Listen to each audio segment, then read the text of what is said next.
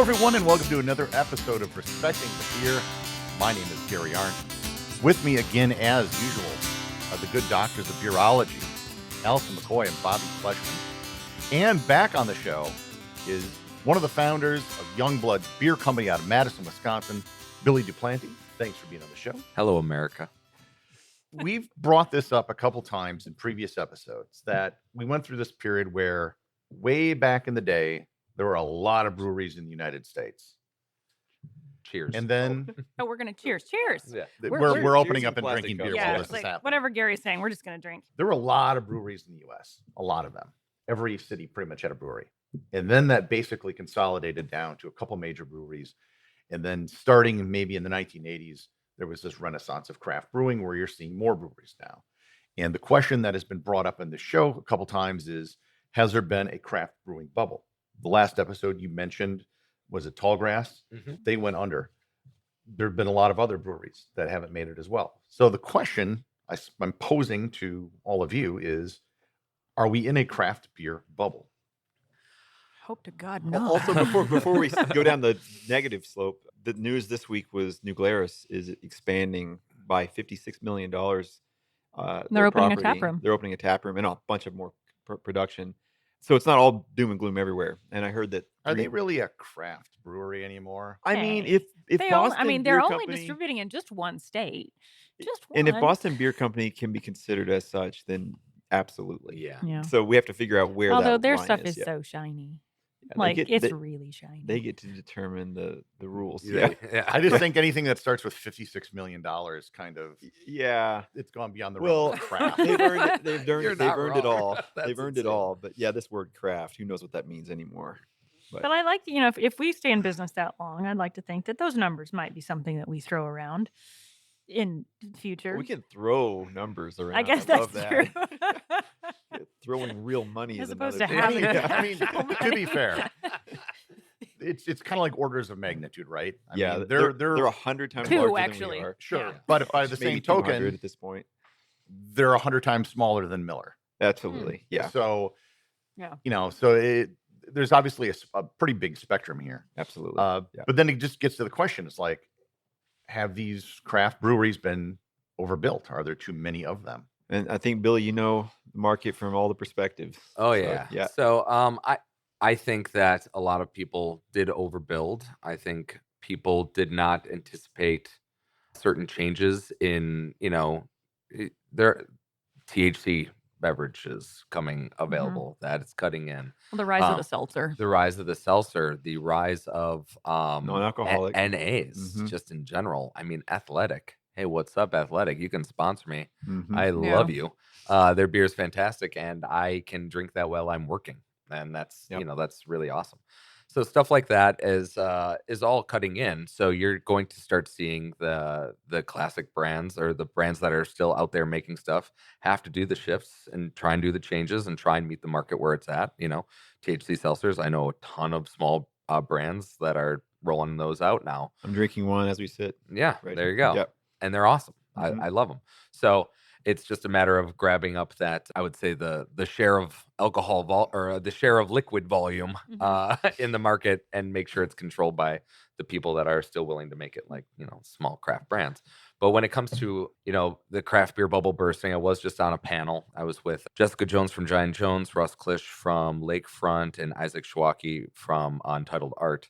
And we were at the Barrymore, and we were all kind of talking about it with Chris Drausner, the beer baron, who's kind of moderating it. And we were kind of talking about it. And Russ brought up that he thinks that there's been a bunch of craft beer bubbles. And, it's kind of like building up a scar over time. It gets stronger every time it comes back. And he said, even if we are in one right now, it's far smaller than the other ones that we've probably endured already. It feels like it's a mature market because every time you hear of an opening or closing, you hear of an opening. Yeah. Correct. So it feels Well, kind of, I don't want to say saturated. I think that word's thrown around too much, but the new brands that are opening are satisfying the market need. That's right. And I mean, we're currently working on building out a new production facility / tap room in DeForest, because we don't own the land that we're in currently, that we're building our beer into. So it's better to, build our own equity and own our spot. But also, we can have control over how it's actually built out, and any problems that we make, or any problems that we endure or come across, encounter. That's the word I was looking for. Any problems we encounter, they will be of our own making instead of us trying to just shoehorn ourselves into a building that exists already. So, Well, and like, that's been one of the hardest parts about a lot of the brewery closings have been because of they haven't owned the facility. And that's one of the things that we did. We bought this building Right first out the gate, yeah. Remodeled it. to protect ourselves that way.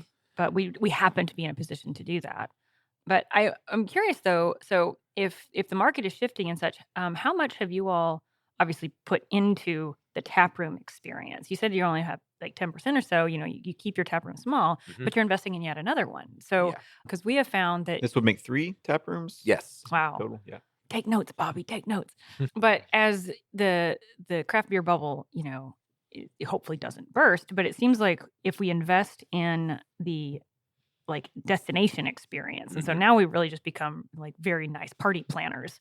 And can you speak to like the nuances of your tap rooms or like the decision to invest that way? Yeah. So, I mean, I just like a lot of people, location matters. So, the first thing that we think about when we're looking at a spot is how are people going to get here? Mm. Are they already here? Mhm. Do we have to get them excited to come here? Like, how far out of the way are we? And the reason, downtown works because we're right off the square. We are right there. There's maybe some of the best foot traffic in the entire state is right there. You've got young professionals, people with money. It's not college kids all the time. Sometimes they come to this side of the Capitol where we are, but not all the time. It's an area for higher end, lifestyle choices. You get to go get a really nice, pizza over at Lucille. You can come get a cocktail upstairs at our Plain Smoke Tap Room. Hi, how are you? And then there's like really really high end good like bars and bar food, and you can go get a cigar at Maduro. It's just like a really great area that we're in, and it's highly traveled. So that spot was a no brainer to us. Hey, we'll be the closest brewery to the Capitol, right there. That's easy as can be. So when we were talking about North Street, that was our neighborhood play because we're like, well, we don't have a patio. So we're kind of like, how do we get a patio? So we have to look kind of outside of the isthmus a little bit. So we went to the north side and found this building, and there was a company that was trying to put together this idea of a multi-use facility. They were like, a brewery would be an awesome anchor tenant for this because then you get all this space when the other spots close. There's no real transfer over of there's no there you're not stepping on each other's toes with what you're offering. And we're like, okay, yeah, that sounds good. So, we opened the spot on the north side. Now we have an awesome patio over there. And that one's slower because it's a neighborhood play. Mhm. So it's never going to be the fast traveled thing. So we were looking at this third spot, and they're building a very, very high end hockey facility, ice rink. And then there's going to be an outdoor ice rink right there as well that in summer they'll be taking down to put like concerts and yoga and movies and other things for the area. But you'll be able to watch hockey be played outside from our tap room here. And Wow. they're also putting in like 200 and some odd apartments right there. So it is all And where is this one? the forest. So we're just northeast of Madison. Oh, I see it. Okay. I'm looking at a map Yeah. because I'm So Yeah, not you gotta be from far here. enough you're not cannibalizing, but close enough that you can Well, manage that's it. where I'm surprised Correct. because it seems like the North Street. If I were looking at this, the North Street's actually not too far it from is the not. downtown. So that's a convenient. Well, I guess that most people don't drive down there though necessarily, do If they? you want to go through the 350 lights it takes you to get from the freeway down to the Capitol, you can. That makes It is- sense. East Washington is So they hell. really are two different markets. Wow. Yeah. So 90% of your production volume goes to distribution. Mhm. And it sounds though like maybe less than 90% of your focus is in distribution. You're probably thinking more of my focus should be at least currently in the tap room. Our taproom experience was the thing that was going to set us apart Right. from other people. The beer, everybody makes great beer in this state. If you have a brewery and you've made it, you're making good beer. That's Right. it. So we're like, okay, well, we have to excel at beer, but also we don't want to just be a block building that has like the Mhm. same thing. Like, Mhm. hey, it's a chalkboard written thing that wasn't perfectly cleaned, and it's like, I guess it's this today. Oh, Corrugated steel. corrugate, yeah, all the Industrial exact chic is what things. we call it. Yeah. And it's like, okay, well, we're gonna give you something that's why we have the palm tree. It's the oasis. It's not We're not Oh, I trying get to it be, now. yeah, we're not That's trying why the to, palm tree. yeah. It's, luxury. We Mhm. it's like we're offering a little escapism. Like even our sign when we first opened King Street until people started complaining they couldn't find it. It was just a white sign that said YB on it. And that was going to be kind of just like, hey, Yeah. this is your escape. We're not going to be overly pretentious here. It's going to be dark. It's going to be comfortable. We're going to have greenery, some neon, some like different textures, and you're just going to feel comfy and at home. So the path forward to you, it sounds like growing into, I'm throwing a random number out, you're growing into maybe a 10,000 barrel brewery in the future, and half of that volume goes across the bar. And I'm trying to get a sense of what Who know? I your think magic wand I is. think when it comes to actual beer, and doesn't include the other stuff because we do some contract things and we also do the plain spoke stuff. Young blood beer, in our hearts, we think that 5,000 barrels is our magic number. spot, Gotcha. Yeah. and we're at about 3,800 right now. Gotcha. Yeah. So like we're there. We don't want to oversaturate. We want to hit people with different stuff, but we also know that it takes more than a week for a shelf to run dry of one beer. Yeah. So you're not filling that shelf with another thing every single week. Got to kind of figure out your cadence, and that's what we're. Gotcha. And I should say that when Allison realized the significance of the palm tree, she was holding one of your cans, and we're drinking out of this can right now. What are we drinking, Allison? Oh, may Wanna I? take that one? I will read this one. Drive like the wind, you magical bitch. Is that how I'm supposed to Tell us say about it? the beer. Tell us about the beer. And it's even like exclamation point. We haven't done beer samplings a lot Hang on on. the show. Hazy double India pale ale with Sauvignon Blanc grape juice, Galaxy and Nelson Sauvin amplifier. You read it. I don't normally read the hops. What is this? So I got the abbreviated version from Kyle of what all that means. Basically, there's a white wine grape juice in this beer, and it co-fermented with the ale yeast to give it this like really soft, pillowy. You get like a lot of white wine characteristics out of it, but you get this like awesome, soft, almost like like a lemon cream. That's the mouthfeel is it's almost like, I don't want to say nitro, but it's very, there is a creaminess to it. That goes with the territory of a hazy. Yeah. It all worked out so good. I had some of it right out of the Bright like last week, and I was like, oh my God, that's amazing. Then I cracked a can yesterday after we packaged all our 12 days of Christmas boxes. And I was like, oh my God, this is it. And your ABV is listed or not? Underneath, it's 8. So that gives you some body too. Yep. Yeah. No, it's awesome. I think like I said before, I'm really proud of the way our IPAs have like been. Focused. We were talking about before we started recording about how that's sort of, for whatever reason, even brewers hold other brewers to that standard, how well their IPAs are made. When I think we all sort of know it comes down to how well a Pilsner is made or a light lager. It will say that on one side, and then we'll come around and say, but they're not making great IPAs on the other. Yeah. So, I know we got accused of that too early on because we're known for making traditional styles. Yeah. Is that McFleshman's can't make IPAs, and now our top selling beers are IPAs. We're best known for our IPAs. Yeah. So I have a question on this. Just we didn't make them yet. So one of the fun beers that we make is a Brut IPA, and we infuse it with wine, both red and white. And we try to use it as a way to get wine drinkers who are like, I don't do beer at all. So we're using a Brut IPA as a base, and we're strictly going for the wine crowd. Yeah, because I love our cask conditioned English ales through the beer engine in our tap room. Anyway, that's my jam. But hazies are hard, but this hazy mixed with the wine, I can see how there's obviously similarities to our Brut IPA. But do you find that this is like a gateway for folks that don't? It hasn't been released yet. It hasn't. I grabbed it off the line yesterday. So honestly, I think this one goes. So for those of you that don't like beer and listening to Respecting the Beer podcast, this one might be for you. Well, I was going to say, just from where I'm really sitting good. and tasting, I think this is works the opposite direction. If you I'm a strictly beer drinking or beer flavored. Oh, you might like wine. You might want to experiment with your palate. Yeah, coming the other way. Wow. Yeah. I see it that way too.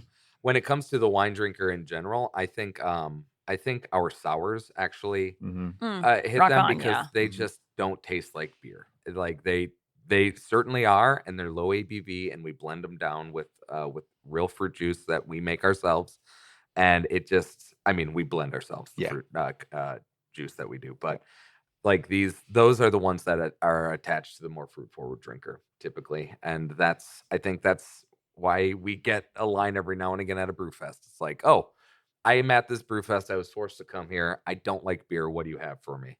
Right. I got you. Here you go. This still seems like I don't want to take Gary's job here, but it feels like the perfect moment to start talking about more of the names. Go nuts. Yeah, because she read off that like name. drive like the wind, you magical bitch. And how, Just yeah, can't and how the not get all name excited, right? from where I stand, I see it on the shelf everywhere. I sell beer everywhere too, and I'm always in some ways kicking myself. I didn't think of these names, but Dressing in other ways, for how would I revenge. ever have? They're so random. Dressing for revenge, fruit punch sour. So we have this thing. So Say it. Just say it. Raw dogging bowling shoes. I need my readers on. YOLO is my strategy.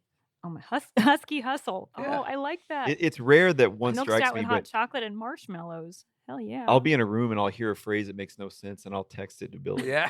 Because it's I can't put that on my beer because no one will get it. But that's exactly the running thing for us. And it happened somewhat organically. We were kind of like, all right, we're gonna keep changing. We need an endless supply of names Mhm. because if the beers keep changing, then the names have to keep Yeah. changing. We fancy ourselves funny fellas, and we, kind of were like, all right, well, there's nothing funnier than when people are talking about an inside joke and you're not part of it, but you just hear them say the most ridiculous part of that inside joke. That's kind of like the vibe you get from these names. It's totally true. Yeah. The best one is like Chris Angel, but good. That beer's not out yet, but it's coming. Yeah, so like it's exactly that. So it was one of our ideas for this is that since we are changing all of our beers, how do people get to know us as a brand? We need to let you in on the joke a little bit. So that's what the names kind of work for. And also, it's got to give you something to be like, something that catches your eye. Because if it Mhm. just says young blood rotating beer, Yeah. that could be whatever. Yeah. But if it's young blood, drive like the wind, you magical bitch, then people are like, I'm going to have that because I just want to Mhm. say it. Well, and then it's Yeah. very clearly, so on the can, go online and look at the pictures, but Hazy Double IPA is very clearly written at the top, right above the Oasis Trees, wheat Yeah, lager. your is the style's one, listed, fruit which is punch awesome. sour. Yeah. It's very clear what it is, but then you want to just keep reading. And now I'm scrolling around and reading all the rest of it. Yeah, too. so we also put stories on the side of the Yeah. can that may or may not be real or true. Yeah. So you can read that one at your leisure, but it is a ridiculous story about me, I believe. But that's one of our guys, Preston. He comes up with the stories. Tom used to do it, but Preston doesn't now. Do you find that, well, especially if you only sell a smaller portion out of your tap rooms, that people won't order if they have to say it all the way out? No. No, they've really? cultivated that. Okay. Yeah, They have a you culture. now want that. So like, They're not uh, hard to pronounce. That's what we're. Yeah, where we we go wrong. struggled with Yeah. the hard to pronounce Yeah. words. got it. Mhm. Sometimes, Well, and sometimes it happens. Raw Actually, dogging. I don't even know what that means. putting your foot in that shoe with no sock on. Oh, there we go. Oh, ew. Raw dogging bowling shoes. It might Wheat have lager. other Urban Dictionary meanings. It certainly does. I'm not going to get into it right now, but it's also a way for us to do kind of like a flash marketing campaign because obviously nobody's ever seen this beer before. So you put that ridiculous name out there, and someone's going to pick it up and be like, "All right, I'm bringing that to the party." Yeah. Like I got to show that can to somebody. Yeah. That sort of thing. Yeah, made up names, like Nick Fleshman's and such. It's always a win.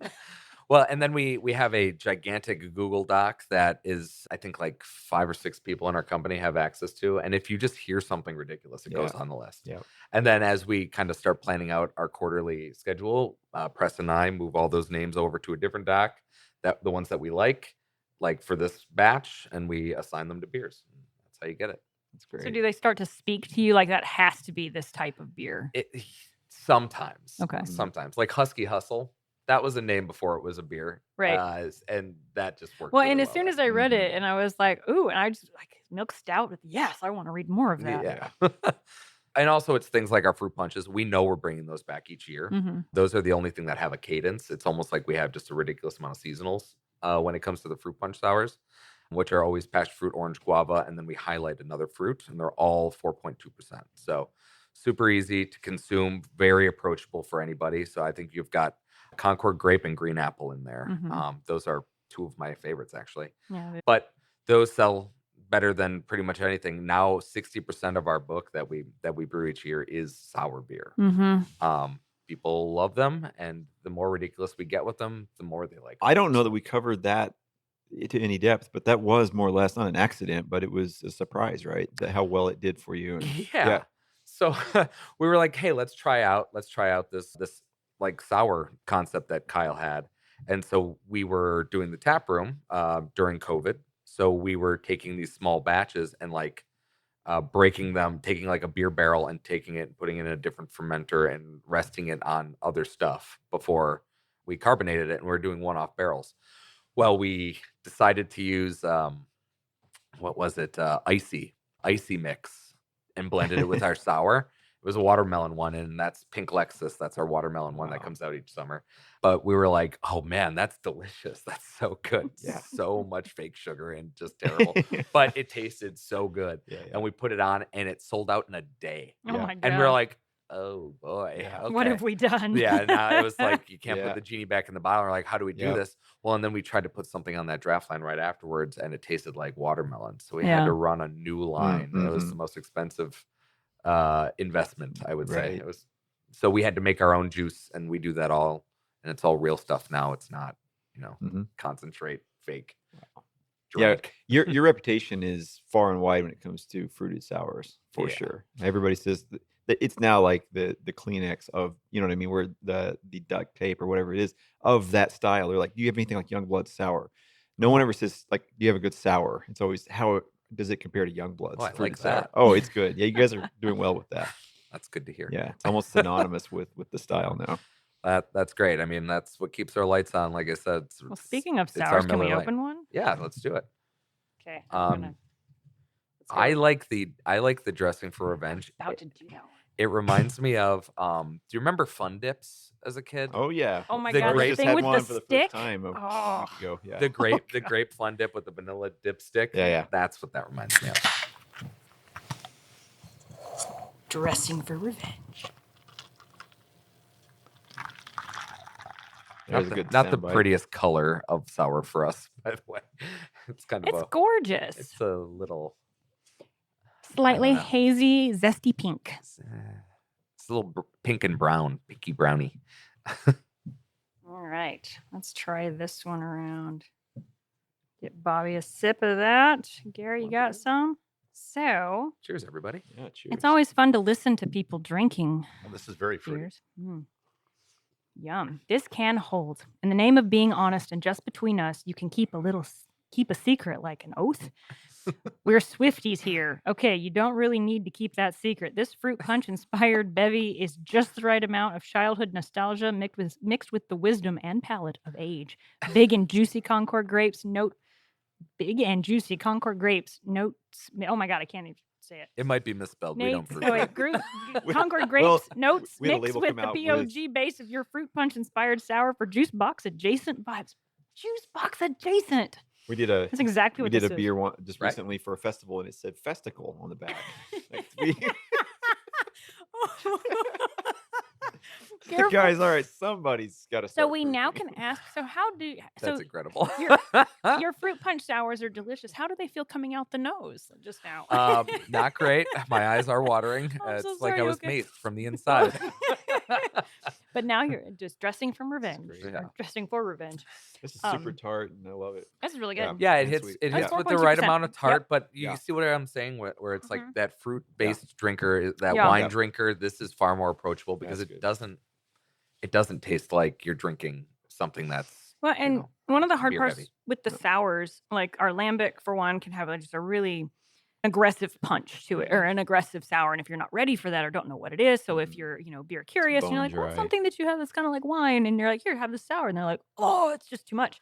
This is really a subtle sour, and it mixes nicely with the fruit, so it's a I really think good guava's a balance. nice touch. too. Yeah, we haven't done any guava. Oh, we anything, do here have and there, but- we? guava's so Yeah. weird. It Yeah. just tastes like sweet to me. Yeah, And it's like if it was on its own, we've done like guava on its own and stuff, and I'm just like, Yeah.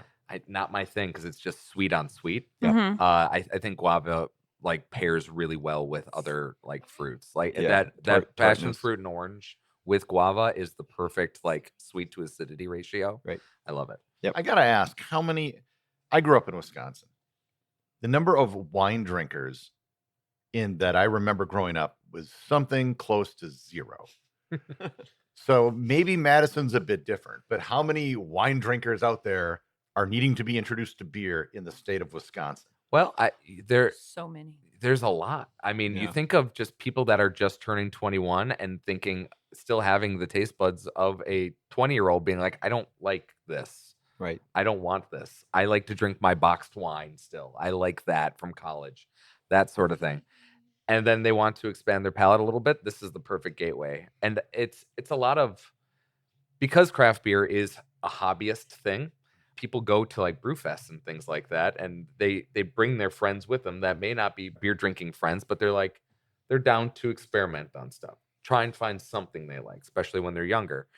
And then they stumble across something like this where like, now that I can get behind, because that doesn't taste like my dad's PBR. This tastes like fruit punch, tastes like a juice box.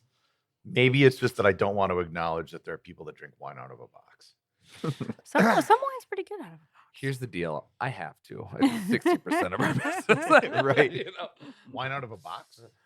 No, the people who like the wine out of a box drinking the. Well, that's why I'm saying I'm wondering if this is Madison's a very different community than Appleton, and how those tastes are going to be reflected in what you guys do versus what's going to go over in other parts of the country, even let alone the state. Well, you know, we've done some brew fests out of state, and you know, we've had a lot of success at some of those. Like we just did 450 North, their Corn Maze Beer Fest, and we brought the peach version of this fruit punch sour called "You Had Me at Baby Mama,"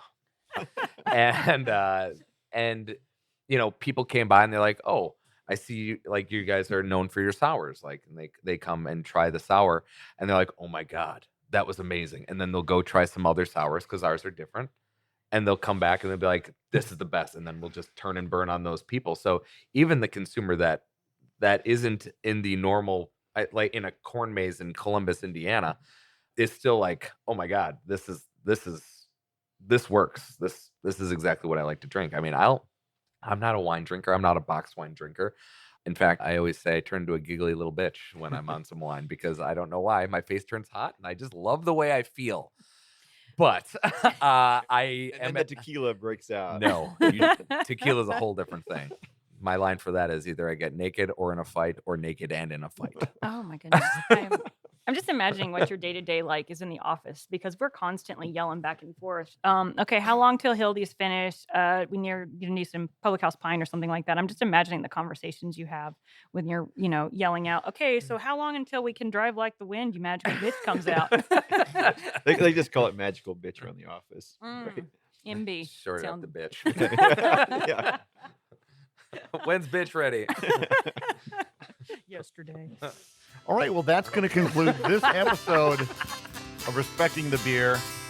Make sure to subscribe to the show in your favorite podcast player so you don't miss an episode, and join the Facebook group to get updates between the episodes and support the show over on Patreon. Links to both of these are in the show notes. And until next time, please remember to respect the wine in the box.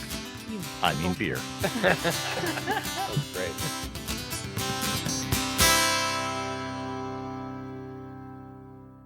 Respect the wine in the box.